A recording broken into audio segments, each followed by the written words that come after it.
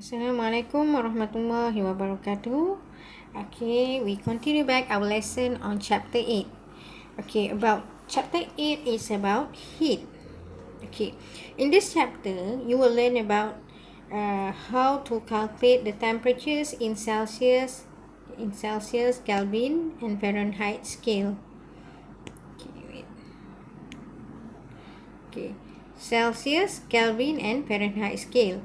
And then second, you should be able to define heat capacity, and specific heat capacity. And the last part is about use the principle of energy conservation for isolated systems that is in thermal equilibrium. Okay, so look at the concept map here. Okay, so chapter heat can be divided into 4 subtopic. The first one is about temperature, and then this is the first one about temperature. The second one is about heat capacity, where the symbol is capital C. And okay, below the heat capacity, you will learn about specific heat capacity. So you can see the difference between heat capacity and the specific heat capacity. And then number 3, okay, you will learn about latent heat. There are 2 types of latent heat. One, we call it latent heat of vaporization, and another one is latent heat of fusion. And the last part in this chapter is about thermal equilibrium, how you're going to use this equation. Okay, to use this equation, and then this equation, we combine the equation. Okay, how you're going to calculate the heat gain or heat loss from this one. Okay, alright, we start with the temperature first. The first one, you should know the definition of temperature. Okay, the temperature is a measure of the degree of hotness or coldness of an object. That is temperature. So we go straight to the temperature scale. Okay, we have Fahrenheit scale, and then Celsius scale, and Kelvin scale. Okay, so now you should know the way how to convert, for example, from Celsius degree to Fahrenheit, or from Fahrenheit to Kelvin, or from Kelvin to Celsius degree. Okay, look at this equation 8.1 until 8.4. Okay, so 8.1, this is the temperature in Fahrenheit. If you want to convert it from Celsius degree, for example, Celsius degree, you want to convert it to Fahrenheit, so you can use this equation, okay, to convert between Fahrenheit and Celsius scale. This one from Fahrenheit to Celsius scale. Okay, you can see the equation here. And then the second one here from 8.3 and 8.4 is about conversion from Kelvin to Celsius and Celsius to Kelvin. Celsius, Kelvin, Kelvin, Celsius. Okay, this is the way. You can use these 4 equation. Okay, next. Okay, now we go to the definition of heat. Tadi definition of temperature. Okay, heat flows from a system at higher temperature to another system at lower temperature. And this one, okay, look at this one. Heat will flows only from higher temperature to lower temperature medium. Okay, and then the definition of heat, the symbol of heat is Q. The definition of heat is the flowing of heat. Okay, from the flowing of energy from higher temperature to lower temperature. This is the keyword, from higher temperature object to a lower temperature object. Okay, because of difference in temperature. Okay, the flowing of energy is due to the difference in temperature. Okay, now we go to, alright, we go to this one, definition of calorie. Okay, calorie, what is calorie? Calorie is one common unit defined in this way, but not an SI unit. The SI unit for heat is joule. Same with energy, because heat is the flowing of energy. It is about energy, so the unit is joule. We don't use calorie. Calorie is the SI unit. So the we can see here the conversion. 1 joule is equal to 1 calorie is equal to 4.186 joule. This is 1 calorie. Okay, heat can be transferred to or from system in 3 distinct ways. One is conduction, convection, and radiation. There are 3 ways to transfer the heat. Okay, one is conduction, convection, and radiation. Okay, we go straight to heat capacity. Okay, this part is very important. Okay, because we're going to calculate by using the equation of heat. Okay, we start with heat capacity. Okay, heat capacity. The symbol for heat capacity. Okay, wait. Okay.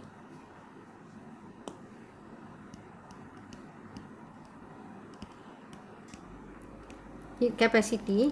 The symbol for heat capacity is C. Okay, heat capacity, capital C. Okay, so okay, look at here.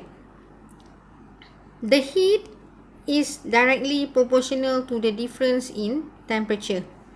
So T here is the temperature. Okay, the heat, the quantity of heat, okay, is directly proportional to the difference in temperature. That means the greater the difference in temperature, the greater the value of heat absorbed by the system or flowing out of the system. Okay, this is the proportionality. Proportionality. So from the proportionality, from the proportional equation, okay, we want to change it in equation. From the proportionality, if we want to change it in equation, we have to put the proportional constant.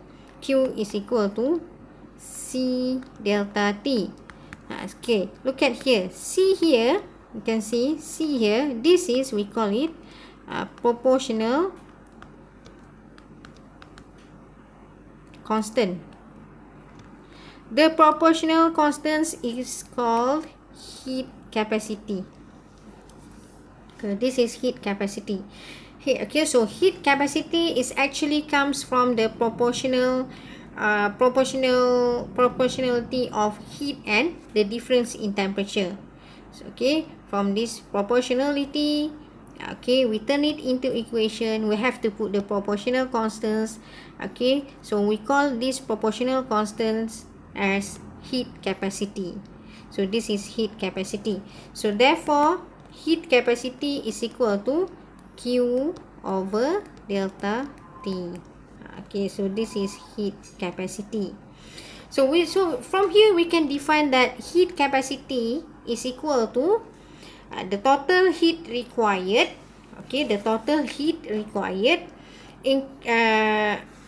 increasing. Okay, the total heat that is required to increase the temperature of an object through 1 Celsius degree. Okay, the quantity of heat that is required to change, okay, the temperature of an object to increase the temperature of an object to 1 Celsius degree. That is the definition of heat capacity. And the unit for heat capacity is joule per Kelvin. You can write joule per Kelvin or joule per Celsius degree. So, okay, again, you can write joule per Kelvin, the unit, or joule per Celsius degree. Okay, both can be used. No problem. That's no problem. So, the unit for T here. Okay, the unit for T. Okay, the unit for T here. T here, you can calculate it by using Kelvin, or you can calculate it by using Celsius degree. Okay. Sorry, the symbol here is wrong. Okay, so this one.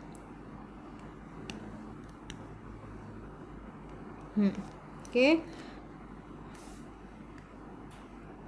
This one is the symbol. Okay. So you can calculate it by using unit T, you can calculate the temperature by using unit Kelvin or Celsius degree. We just want to take the difference of the temperature. Okay, alright, that is about heat capacity. Then we go to the specific heat capacity. What is the difference between heat capacity and the specific heat capacity? Okay, look at the difference. Okay, specific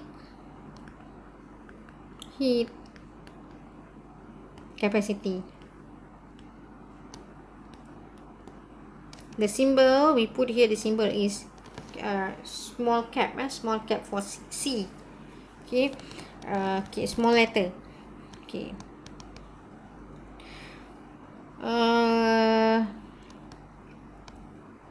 Okay.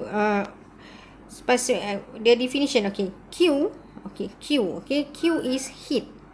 Okay. Q is heat. Q. Okay. The first one, heat is the first proportionality. Heat is directly proportional to the change in temperature. Okay. So for the, what we call this one, okay, not Q, sorry. Okay, C, the specific, this is heat capacity. Okay, heat capacity, okay, we learn it here. Heat capacity, this one, heat capacity, which is C. C here, okay, C is directly proportional to the mass of the object. Okay, it is depending on the mass of the object. That means the value of heat capacity, okay, is depending on the value of mass of the object, and then the relation between heat capacity and the mass is directly proportional. So we turn it into equation. C is equal to Cm. So this is the proportional constant.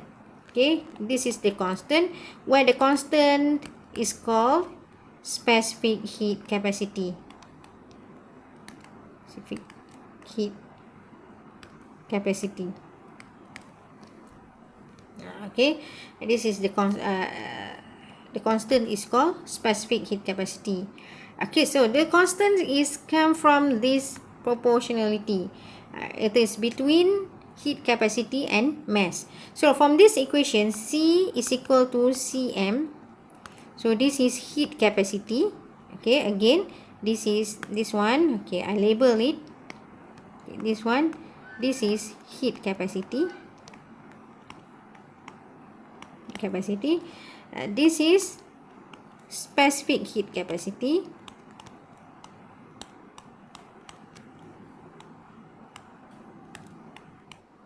This is the relation. Okay, you can see the relation here. So from here, C is equal to Cm. Okay, so C here is Q over delta T. Okay, so this equation comes from this one. C is equal to Q divided by delta T. So here I expand, C here is equal to Q divided by delta T. So it's equal to Cm. So from here, okay, I rearrange the equation, and then I will get Q is equal to Cm delta T. So look at here. Okay, I put M in front, MC delta T. So you can see this equation here. This is the equation of heat.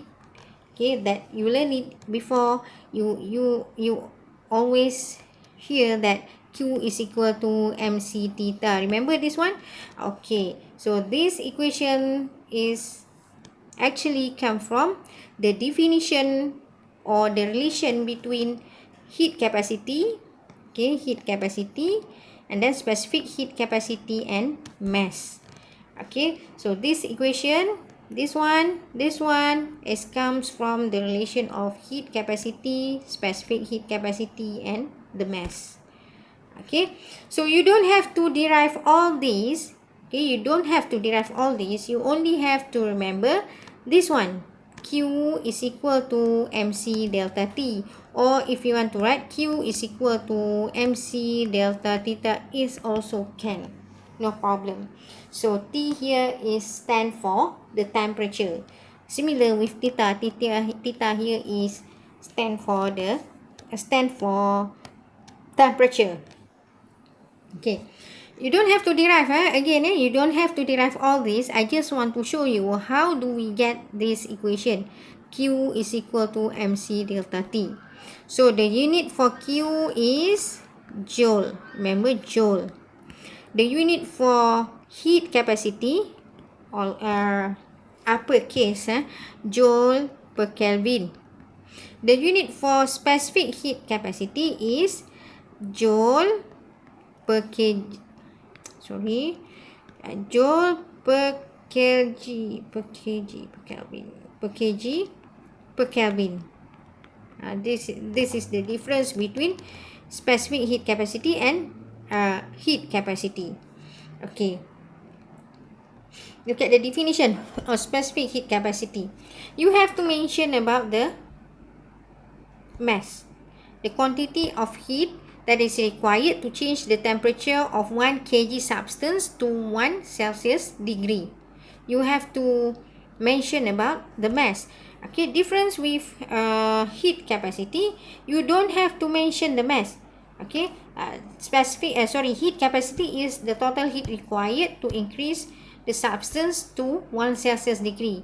You only have to mention the temperature when you talk about heat capacity.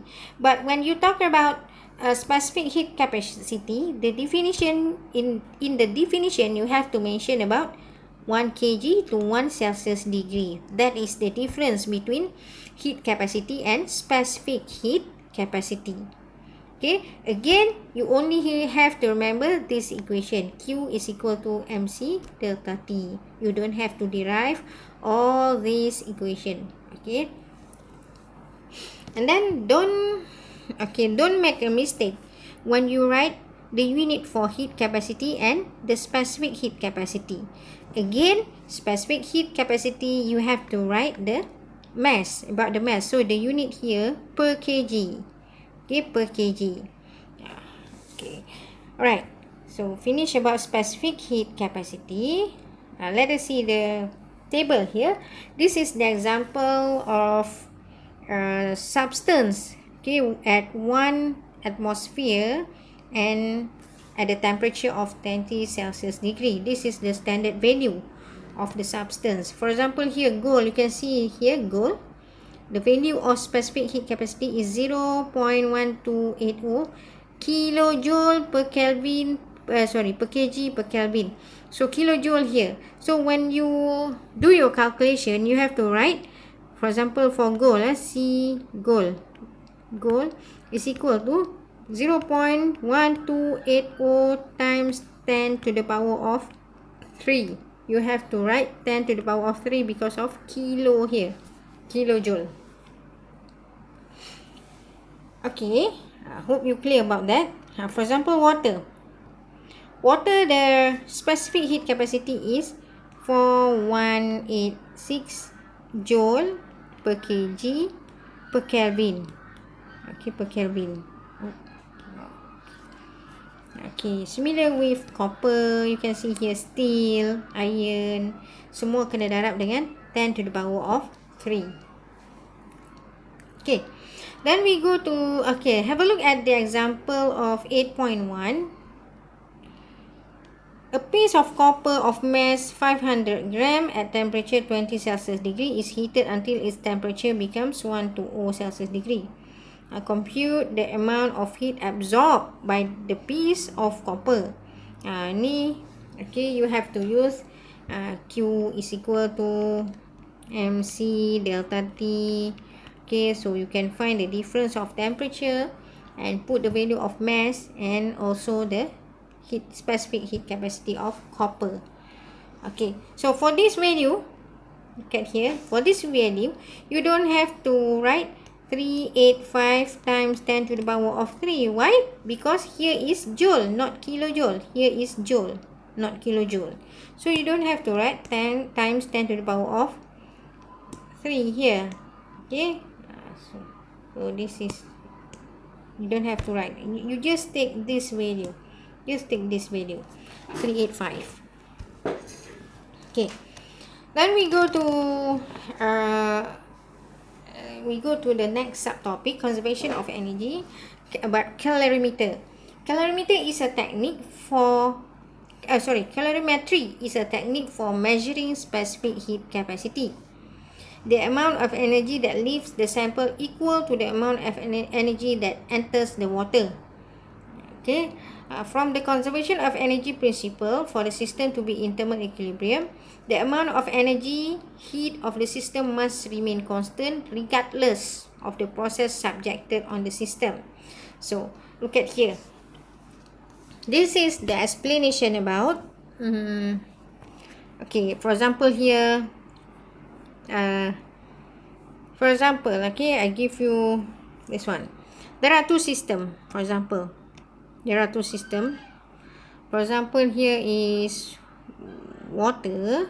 Okay, ni for example, okay, water at not water. Okay, again.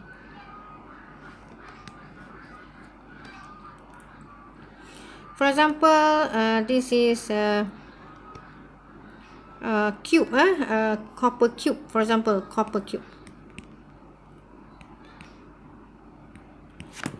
Okay, the initial temperature of copper cube is 90 Celsius degree, for example. Okay, and then here is the calorimeter. Okay, the calorimeter. Okay, this is the calorimeter, and inside it is water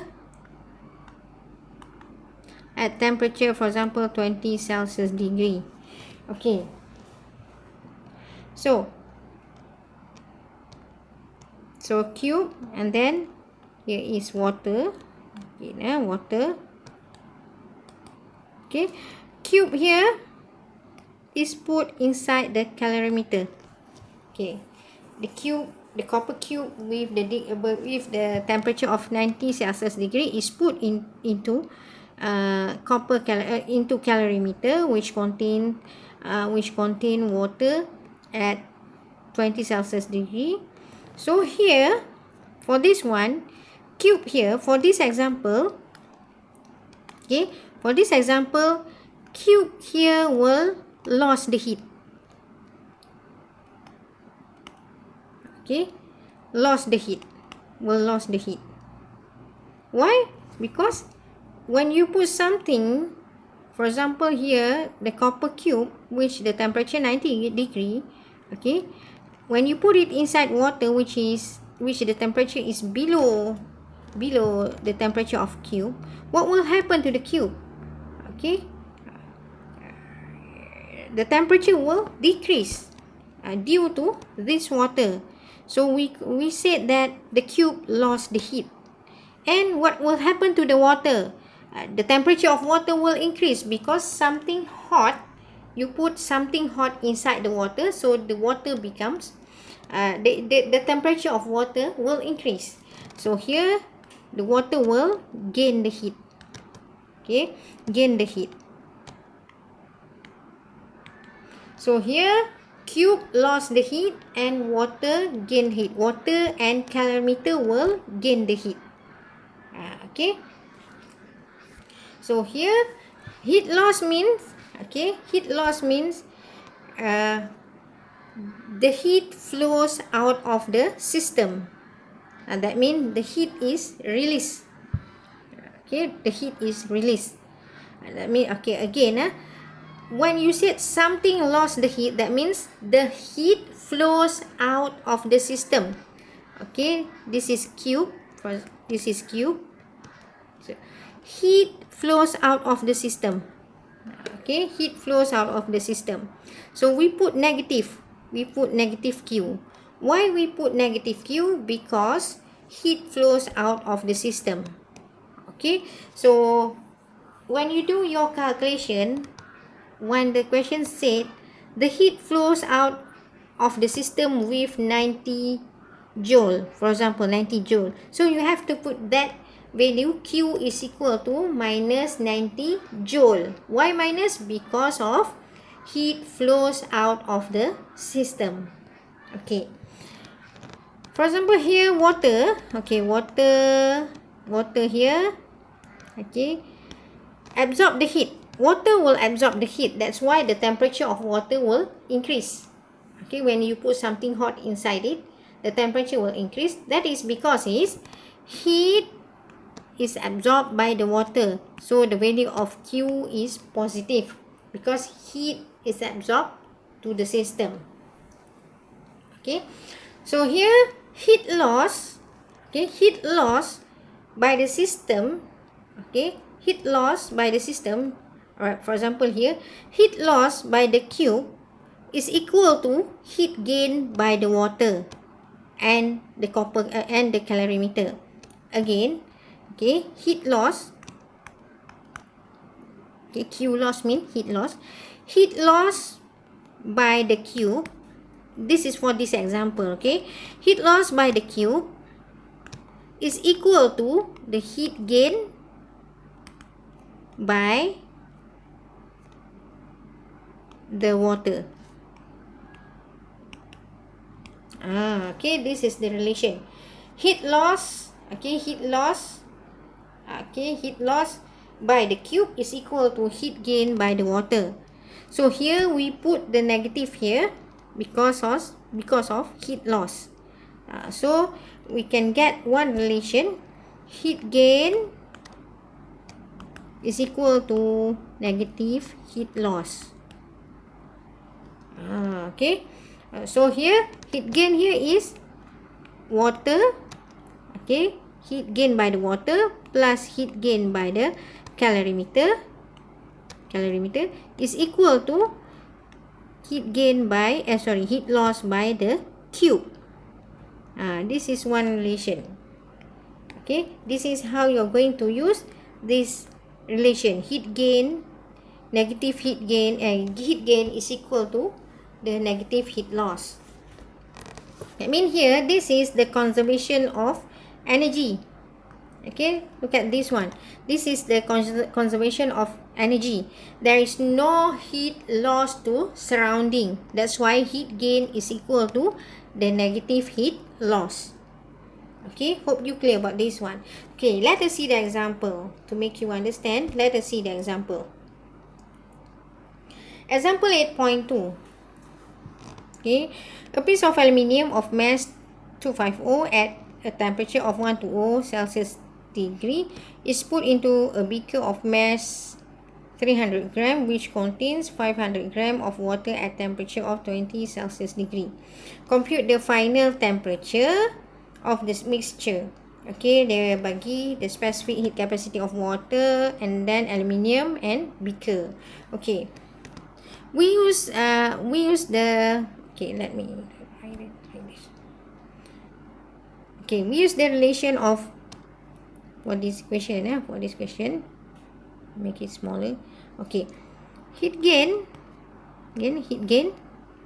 is equal to the negative heat loss. Okay, heat gain is equal to the negative heat loss. So look at here, this is a piece of aluminium. For example, here is aluminium with the initial temperature, okay, the mass of aluminium is 250 gram and then the temperature is 120 Celsius degree. And then what beaker? Okay, beaker and water, the initial temperature of beaker and water is 20 Celsius degree. Okay, so aluminium is put into the beaker. Okay, so here aluminium will lose the heat and beaker and water will gain the heat. Okay, the first one, you should identify which substance lost the heat and which substance gained the heat. That is number 1. Which one loss, which one gain the heat. Okay, second step, okay, you write this equation. Heat gain is equal to heat loss. Negative heat loss. Negative heat loss. Okay, G is gain, L is loss. Okay, so here gain the heat is water and beaker. So here you write it Q water plus Q beaker. Okay, is equal to, okay, I don't want to make you confused. Okay, wait. Heat gain is equal to minus heat loss. Okay, loss the heat is aluminium. So here is minus Q aluminium. Okay, so you expand by using, remember, Q is equal to MC delta T. So you will use this equation. Okay, this is step number 2. You write the equation. Okay, write the equation here. Q water is M water C water delta T plus M beaker C beaker delta T. You expand the equation, is equal to minus M aluminium C aluminium and delta T. Okay, so from here M water is 0.25, 0.25, so 0.25, and then C water is 4200 delta T. So delta T here is final temperature minus initial temperature of water is 20.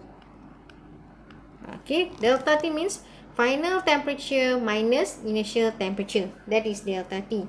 So here we don't know the final temperature. Okay, again, when you put aluminium inside the beaker, this beaker, okay, the system, okay, will comes to equilibrium temperature, and that equilibrium temperature is called final temperature.